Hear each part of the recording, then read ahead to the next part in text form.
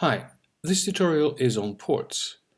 Network ports are used to configure IP addresses upon. In its simplest form, this would mean that you create a logical interface which holds the IP address upon a physical port. But that's not all. ONTAP knows different types of ports. The first one is a physical port.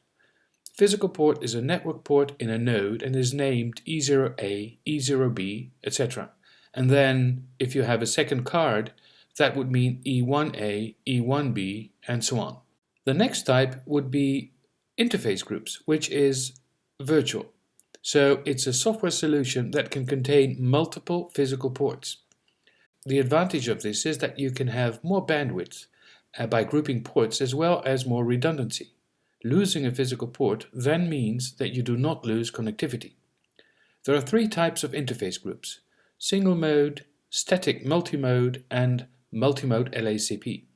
You can forget about the first one. Single mode is not very popular anymore because it only has one interface which is active in a group at any time. So it's active-passive. You should always go for multimode. Multimode LACP has better error checking, so this is a better solution. Requirement is that your switch supports LACP, which stands for Link Aggregation Control Protocol, but in all three cases, an interface group is constructed of multiple physical ports. Valid interface group names are A0A, A1A, etc. An important feature of multi-mode interface groups is that they have a load balancing algorithm for outgoing traffic. The load balancing can be sequential, which is like round robin. Every outgoing packet will then leave via a different interface. It may be based on IP address or on MAC address, and it may also be based upon TCP or UDP ports.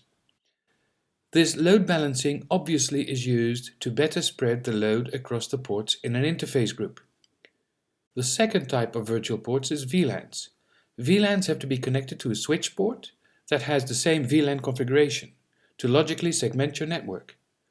A VLAN is recognized by a port name and a VLAN ID.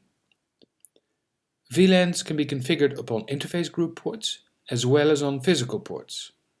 Obviously, creating a VLAN on top of a physical port will give you less bandwidth and less redundancy than when creating it on an interface group. Now let's have a look at it.